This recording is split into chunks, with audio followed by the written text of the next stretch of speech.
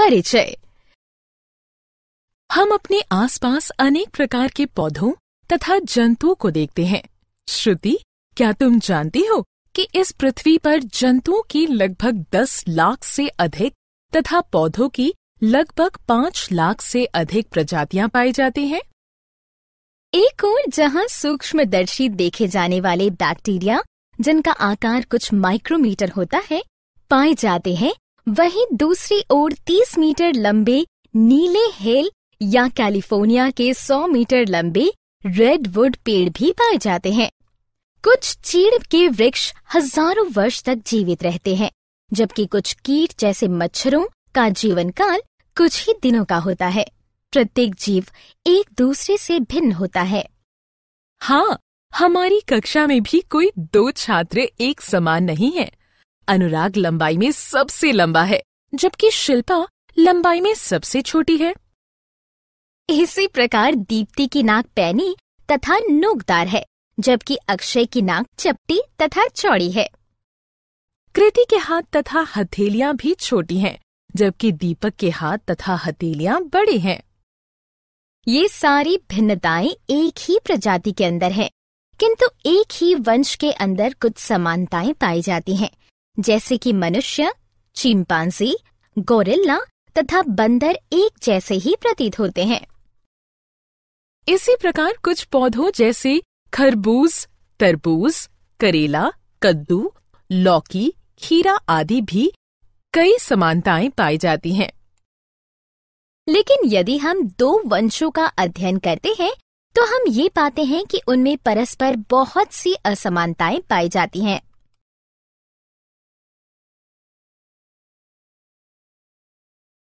चलो एक क्रियाकलाप करके ये जानते हैं कि एक ही वंश के अंदर क्या-क्या समानताएं हैं तथा उसकी अन्य वंशों से क्या असमानताएं हैं। जब हम देसी और जर्सी गाय के शारीरिक गुणों का अध्ययन करते हैं, तो हम ये पाते हैं कि उनके गुणों में बहुत ही कम अंतर होता है।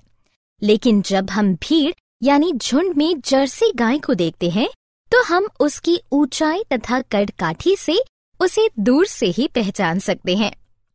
लेकिन जब हम गाय और बंदर को देखते हैं, तो हम पाते हैं कि गाय की अपेक्षा मनुष्य और बंदर में ज्यादा समानताएं हैं, हालांकि ये सभी स्तनधारी हैं। उद्देश्य।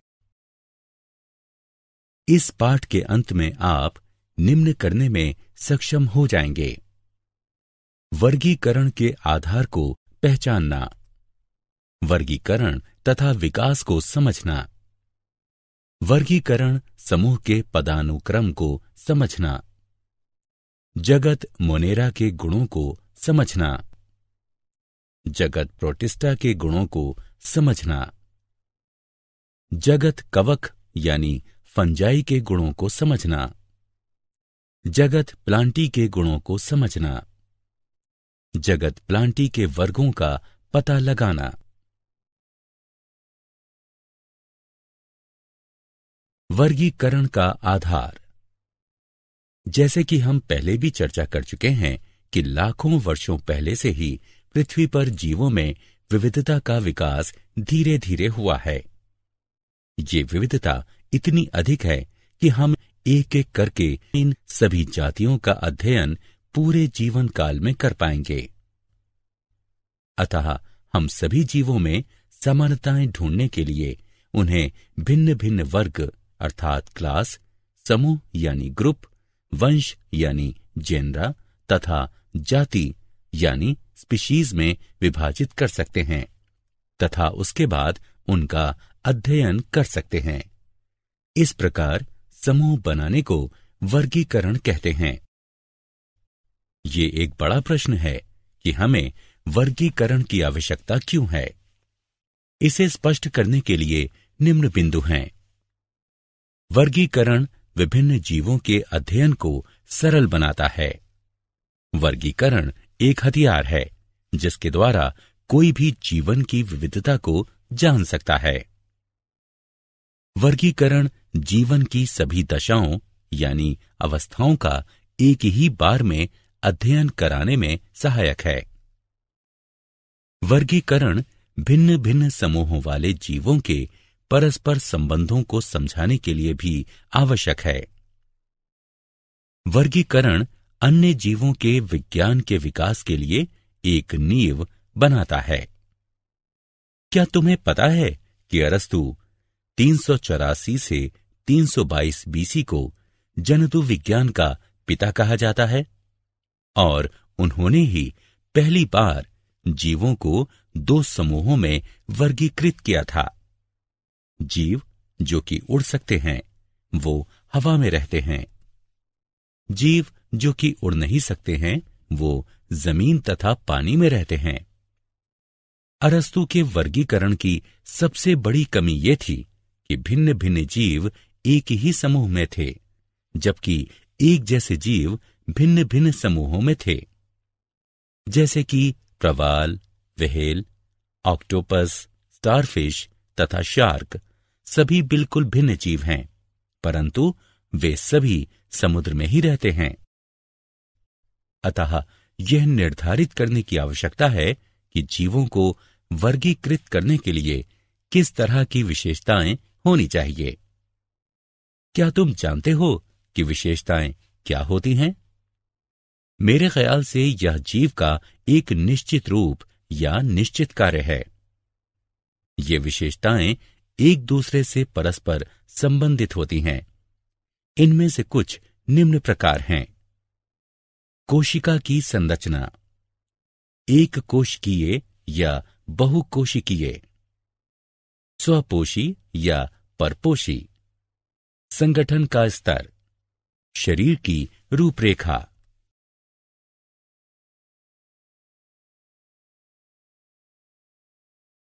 वर्गीकरण और विकास। ऐसा माना गया है कि वर्तमान में पृथ्वी पर उपस्थित सभी जीवित जातियों को 2 शताब्दी पूर्व उनकी मौजूदा दशा में देखा गया था। हम सभी यह जानते हैं कि जैव विकास के आधार पर जातियों के उद्भव यानी उत्पत्ति तथा उनकी विविधता का वर्णन किया गया है। पीढ़ी दर पीढ़ी जातियां धीरे धीरे बदलती गईं। समय दर समय अंतराल के बाद पौधों तथा जंतुओं के भिन्न भिन्न समूहों की उत्पत्ति हुई। परिणाम स्वरूप विभिन्न विभिन्न जातियों की उत्पत्ति हुई तथा प्रत्येक जाति ने स्वयं को एक निश्चित पर्यावरण के अनुकूल ढाल लिया। जैव विकास विभिन्न जातियों में समानता की भी व्याख्या करता है। यही कारण है कि उन सभी जीवों में समानता पाई जाती हैं जिनके पूर्वज एक ही थे। अतः विभिन्न रूपों वाली एक एकल पूर्वज जाति जो कि कुछ अलग अलग भौगोलिक क्षेत्र में वास करती है के विकास को अनुकूली विकिरण कहा गया। जैव विकास की प्रक्रिया की गति के अंतर्गत हमने जीवों के कुछ ऐसे समूहों को पाया जिनकी शारीरिक संरचना में प्राचीन काल से लेकर आज तक कोई खास परिवर्तन नहीं हुआ है। इस प्रकार के जीवों को आदिम अथवा निम्न जीव कहते हैं, जबकि जीवों के कुछ ऐसे समूह भी पाए गए जिनकी शारीरिक संरचना में प्राचीन काल से लेकर आज तक परिवर्तन हुआ है। इस प्रकार के जीवों को उन्नत अथवा उच्च जीव कहते हैं।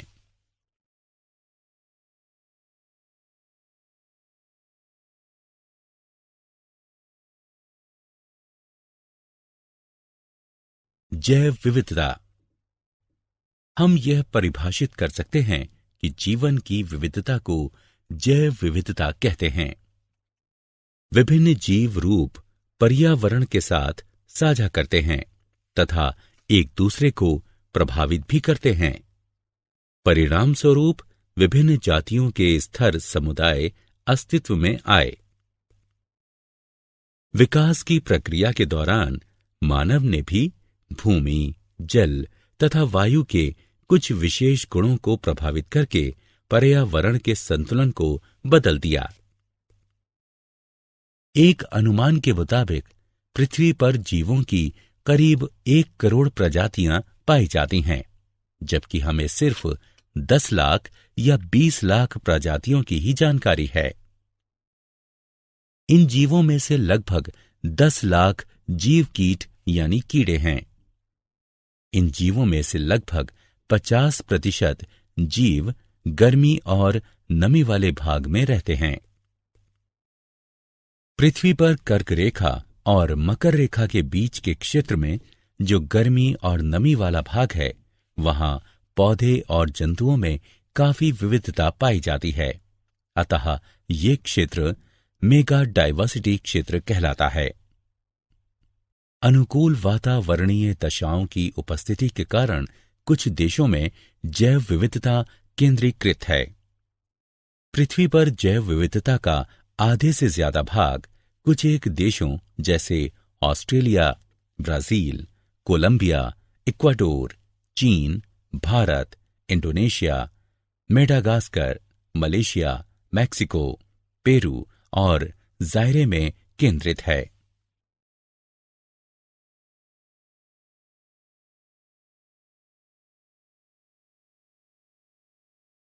वर्गीकरण समूहों की पदानुक्रमित संरचना।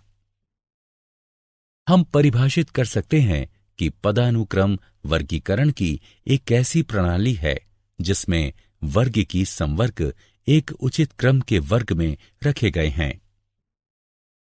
कुछ उच्च कोटि के जैव वैज्ञानिकों जैसे अर्न्स्ट हैकेल 1894, रॉबर्ट व्हिटेकर 1959 और कार्ल वोस 1977 ने सारे सजीवों को जगत नामक बड़े वर्गों में विभाजित करने का प्रयास किया है। रॉबर्ट व्हिटेकर ने 1959 में 5 जगत वर्गीकरण प्रस्तावित किया, जो कि आगे चलकर बहुत प्रचलित हुआ तथा कुछ छोटे मोटे बदलाव करने के पश्चात अभी तक अनेक कार्यों में प्रयुक्त होता है तथा नए बहुजगत वर्गीकरण का आधार बना है। यह वर्गीकरण मुख्यतः पोषण के अंतरों पर आधारित है। रॉबर्ट व्हिटेकर की प्लांटी मुख्यतः बहुकोशिकीय स्वपोषी थी तथा उनकी एनिमेलिया मुख्यतः बहुकोशिकीय परपोषी थी, जबकि उनकी फंजाई यानी कवक बहुकोशिकीय मृतपोषी थी। शेष बचे 2 जगत मोनेरा तथा प्रोटिस्टा के अंतर्गत एक कोशिकीय तथा सरल कोशिकीय कॉलोनी थी। कुछ समय बाद कार्ल वोस ने अपने वर्गीकरण में मोनेरा जगत को 2 उपजगत आर्कीबैक्टीरिया यानी आद्य बैक्टीरिया और यूबैक्टीरिया में बांट दिया। सभी जीवों को विभिन्न स्तर पर वर्गीकृत किया गया है, जो कि निम्न है। जगत, फाइलम जंतु, डिवीजन यानी पादप, वर्ग अर्थात क्लास, गण यानी ऑर्डर, कुल यानी फैमिली, वंश यानी जीन्स, जाति यानी स्पीशीज। अतः हम ये कह सकते हैं कि वर्गीकरण की मौलिक यानी आधारीय इकाई जाति स्पीशीज है। चलिए अब हम 5 जगत के गुणों की चर्चा करते हैं।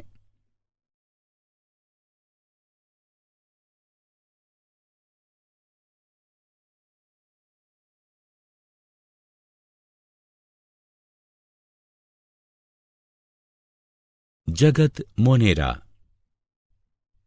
क्या तुम जगत मोनेरा के मुख्य गुणों को जानते हो, जो कि इस प्रकार हैं? इनमें केंद्रक भित्ति का अभाव होता है।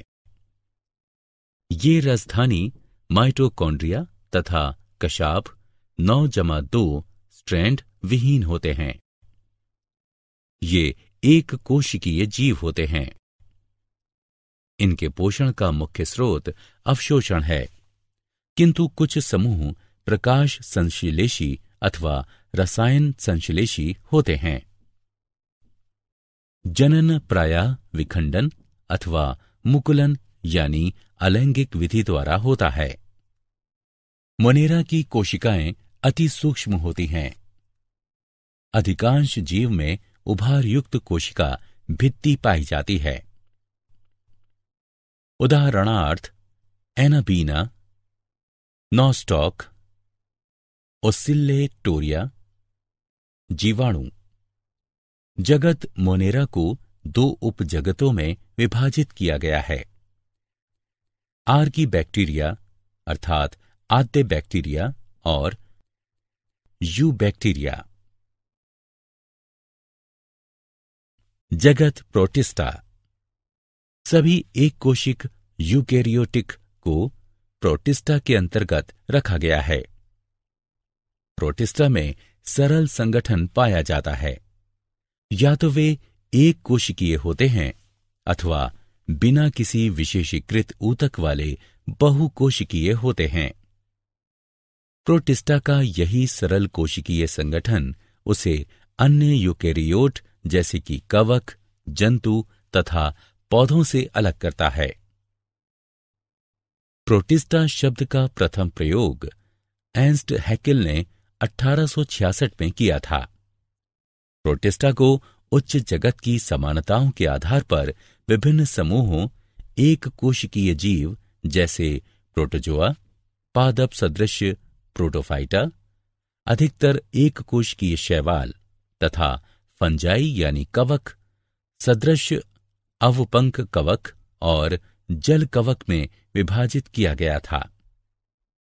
प्रोटिस्टा लगभग उन सभी वातावरण में वास करते हैं जहां जल पाया जाता है।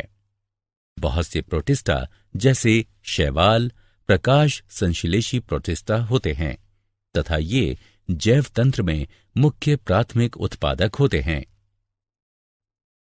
यूकैरियोटिक होने के कारण इनकी कोशिका में एक सुसंगठित केंद्रक एवं अन्य झिल्लीबद्ध कोशिकांग पाए जाते हैं। कुछ प्रोटिस्टा में कशाप एवं पक्षमाभ भी पाए जाते हैं। ये अलैंगिक तथा कोशिका संलयन एवं युग्मनज जाइगोट बनने की विधि द्वारा लैंगिक प्रजनन करते हैं। प्रोटिस्टा को क्राइसोफाइट, डाइनोफ्रेलेजिलेट, युग्लिनाइट, अवंपक कवक तथा प्रोटोजोआ में विभाजित किया है। उदाहरणार्थ शैवाल, डाइएटम तथा प्रोटोजोआ। जगत फंजाई यानी कवक। इस जगत में प्रायः बहुकोशिकीय परपोषी अपघटक पाए जाते हैं। उदाहरणार्थ यीस्ट, म्यूकर, एगेरिकस इत्यादि। ये प्रायः परपोषी यानी मृतजीवी तथा परजीवी होते हैं। फंजाई हवा, जल, मिट्टी में तथा जंतु एवं पौधों में परजीवी के रूप में पाए जाते हैं। ये क्लोरोफिल युक्त जीव नहीं होते हैं। इनका शरीर कवक तंतु से बना होता है। कुछ एक कोशिकीय फंजाई जैसे ईस्ट का उपयोग रोटी तथा बियर बनाने के लिए किया जाता है। फंजाई की कोशिका भित्ति काइटिन तथा पॉलीसेकेराइड की बनी होती है। फंजाई शैवाल के साथ स्थायी अंतर संबंध बनाती हैं, जिसे सहजीविता कहते हैं। ऐसे सहजीवी जीवों को लाइकेन कहा जाता है। फंजाई में जनन कायिक खंडन, विखंडन तथा मुकुलन विधि द्वारा होता है। अलैंगिक जनन बीजाणु जिसे कोनिडिया कहते हैं अथवा धनी बीजाणु अथवा चल बीजाणु द्वारा होता है। लैंगिक जनन निषिक्तांड, एंस्कस बीजाणु तथा बेसिडियम बीजाणु द्वारा होता है। विभिन्न बीजाणु सुस्पष्ट संरचनाओं में उत्पन्न होते हैं, जिन्हें फलनकाय कहते हैं। ये बीजाणु उत्पन्न बिना क्लोरोफिल युक्त जीव होते हैं। उदाहरण राइजोपस, म्यूकर, रस्ट तथा मशरूम। कुछ फंजाई रोग उत्पन्न करते हैं। उदाहरणार्थ गेहूं में किट रोग पक्सीनिया के कारण होता है। कुछ फंगल जैसे पेनिसिलियम से प्रतिजैविक एंटीबायोटिक का निर्माण होता है।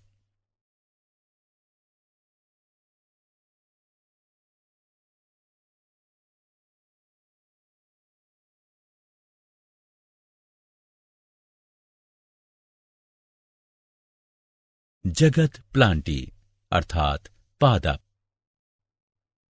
पौधे सजीव होते हैं तथा ये जगत प्लांटी के अंतर्गत आते हैं। पादप कोशिकाएं बहुकोशिकीय होती हैं, जिनमें हरित लवक तथा सेल्यूलोज की बनी हुई कोशिका भित्ति पाई जाती है। प्लांटी जगत में शैवाल, ब्रायोफाइट, टेरिडोफाइट, जिम्नोस्पर्म तथा एंजियोस्पर्म आते हैं। पौधों के वैज्ञानिक अध्ययन, जो कि वनस्पति विज्ञान कहलाता है, के अनुसार पौधों की वर्तमान में लगभग 3,50,000 जातियां हैं, जो कि बीज वाले पौधों, ब्रायोफाइट, फर्न तथा फर्न सम्मिश्र में विभक्त हैं। इनके अंतर्गत जानकारी वाले जीव जैसे कि पेड़, शाक, झाड़ियां, घास, लताएं, फर्न, मॉस तथा हरे शैवाल आते हैं। 2004 तक पौधों की लगभग 2,87,655 जातियां पहचानी गई थीं, जिनमें से 2,58,650 पुष्प वाले पौधे तथा 18,000 ब्रायोफाइट हैं। हरे पौधे, जिन्हें कभी कभी व्रीडी प्लांटी कहते हैं, अपनी अधिकांश ऊर्जा सूर्य की रोशनी में प्रकाश संश्लेषण की प्रक्रिया द्वारा प्राप्त करते हैं। कुछ पादप जैसे कीटभक्षी पौधे तथा परजीवी आंशिक रूप से विषमपोषी होते हैं। ब्लेडर वर्ट तथा वीनस फ्लाई ट्रैप कीटभक्षी पौधों के उदाहरण हैं, जबकि अमरबेल यानी कस्कूटा परजीवी का उदाहरण है।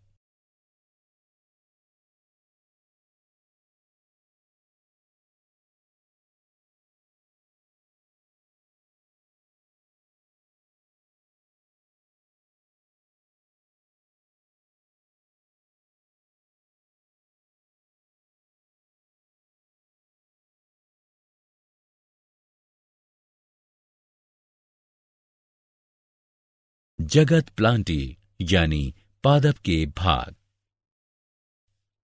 पौधों में प्रथम स्तर का वर्गीकरण इन तथ्यों पर आधारित है कि पादप शरीर के प्रमुख घटक पूर्ण रूपेण विकसित एवं विभेदित हैं अथवा नहीं। वर्गीकरण का अगला स्तर पादप शरीर में जल और अन्य पदार्थों को संवहन करने वाले विशिष्ट ऊतकों की उपस्थिति के आधार पर होता है।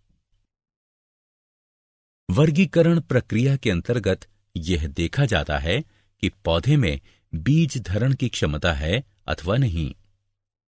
यदि बीज धारण की क्षमता है तो बीज फल के अंदर विकसित है अथवा नहीं। प्लांटी जगत को आगे दो भागों में बांटा गया है। क्रिप्टोगेमस, जिनमें कि बीजाणु, छुपे हुए जननांग पाए जाते हैं। थैलोफाइट, ब्रायोफाइट तथा टेरिडोफाइट इस भाग के अंतर्गत आते हैं। फेनेरोगेमस बीज वाले होते हैं। जिम्नोस्पर्म तथा एंजियोस्पर्म इस भाग के अंतर्गत आते हैं।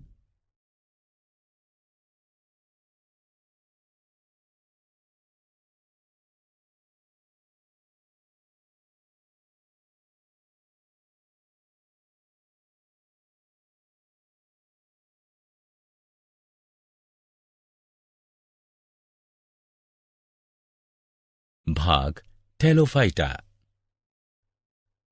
क्या तुम्हें पता है कि थैलोफाइटा शब्द की उत्पत्ति ग्रीक भाषा के शब्द थैलस तथा फाइटा से हुई है, जिसका अर्थ है बिना जड़, शाखा तथा पत्ती वाले पौधे। इन पौधों की शारीरिक संरचना में विभेदीकरण नहीं पाया जाता है। इस वर्ग के पौधों को सामान्यतः शैवाल कहा जाता है। ये मुख्य रूप से जल में पाए जाते हैं। यूलोथ्रिक्स, स्पाइरोगाइरा, कारा, क्लेडोफोरा तथा अल्वा आदि शैवाल के कुछ उदाहरण हैं।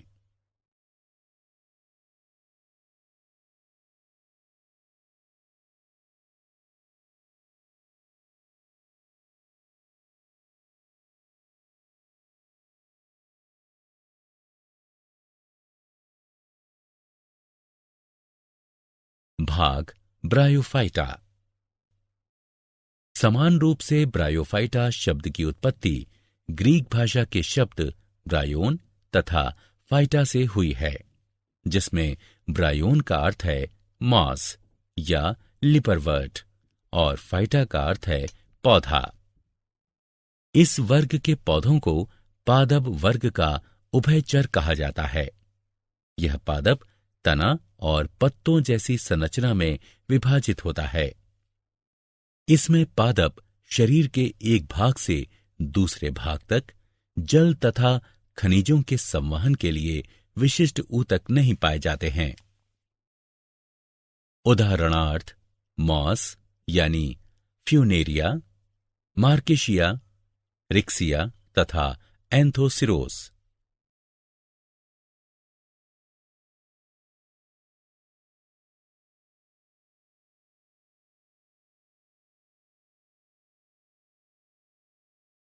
भाग टेरिडोफाइटा। इसी तरह टेरिडोफाइटा शब्द की उत्पत्ति ग्रीक भाषा के शब्द टेरिस तथा फाइटा से हुई है, जिसमें टेरिस का अर्थ है फर्न तथा फाइटा का अर्थ है पौधा। इस वर्ग के पौधों का शरीर जड़, तना तथा पत्ती में विभाजित होता है। इनमें शरीर के एक भाग से दूसरे भाग तक जल तथा खनिजों के संवहन के लिए संवहन ऊतक भी पाए जाते हैं। उदाहरणार्थ Marsilea, Lycopodium, Selaginella, Equisetum, Azolla, Adiantum तथा ड्रायोपिटेरेस।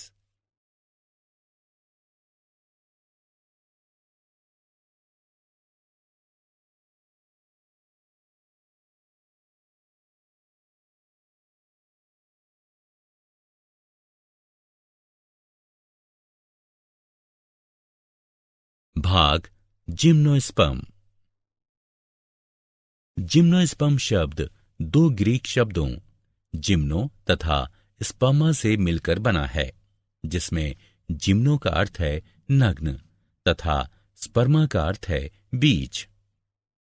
जिम्नोस्पर्म सबसे प्राचीन पौधे होते हैं तथा इनके बीज साधारण तथा नग्न होते हैं, अर्थात बीज फल के अंदर बंद नहीं होते हैं। ये सदाबहार, बहुवर्षी तथा काष्ठीय पौधे होते हैं। इन्हें दो समूहों में विभक्त किया गया है, साइकेडी और कोनिफेरी। उदाहरणार्थ गिनकोगो, साइकस तथा पाइनस।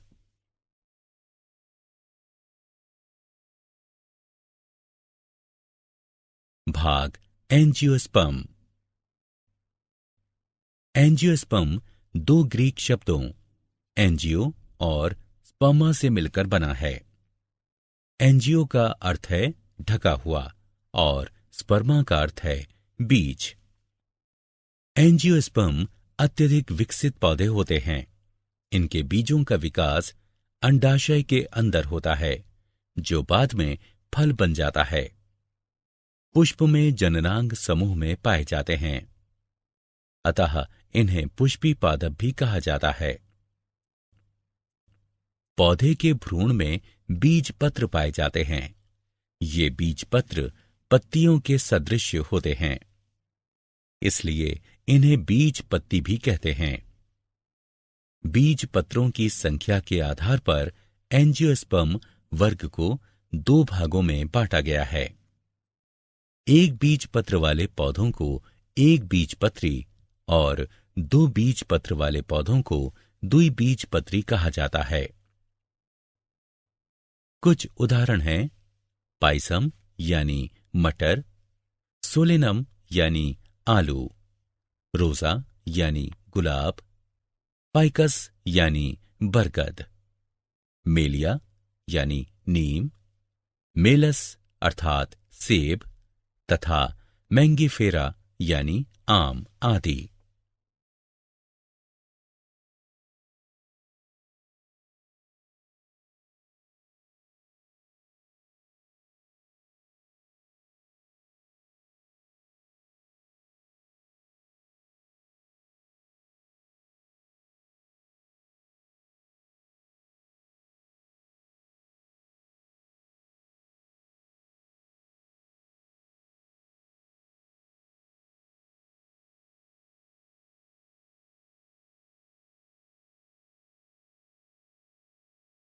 क्या आप जानते हैं कैरोलस लीनियस को वर्गीकी के पिता के नाम से भी जाना जाता है।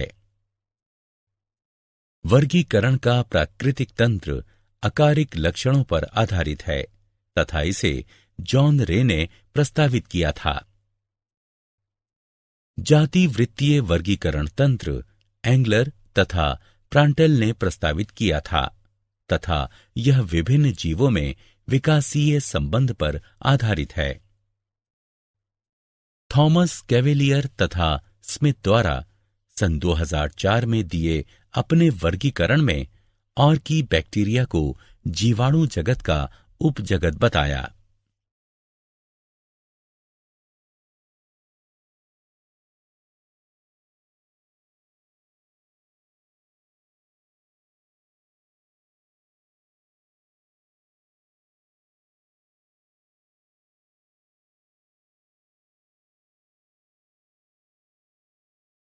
सारांश। आइए हमने जो कुछ सीखा है उसे संक्षेप में दोहराएं। वर्गीकरण जीवन के सभी रूपों की विविधता को समझने में हमें सहायता करता है। जीवन के रूपों का वर्गीकरण उनके जैव विकास से संबंधित है। जीवों को 5 जगतों में विभक्त करने के लिए उनमें निम्न गुण होते हैं। या तो जीव यूकेरियोटिक अथवा प्रोकैरियोटिक कोशिकाओं से मिलकर बने होते हैं, या तो जीव एक कोशिकीय या बहुकोशिकीय होते हैं, या तो जीवों में कोशिका भित्ति पाई जाती है, या तो जीव अपना भोजन स्वयं बनाते हैं।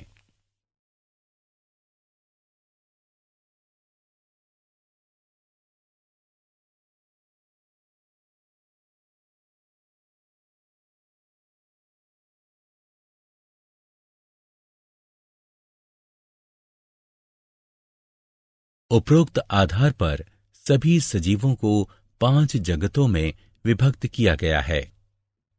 मोनेरा, प्रोटिस्टा, पंजाई यानी कवक, प्लांटी तथा एनिमेलिया। प्लांटी यानी पादप तथा एनिमेलिया यानी जंतु जगत को उनके बढ़ते हुए शारीरिक संगठन के आधार पर उपजगतों में विभक्त किया गया है।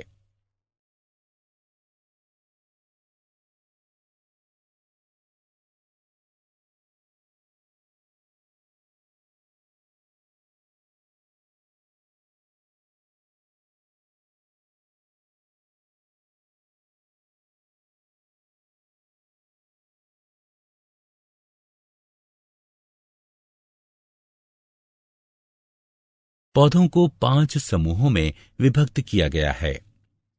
थैलोफाइटा, ब्रायोफाइटा, टेरिडोफाइटा, जिम्नोस्पर्म और एंजियोस्पर्म।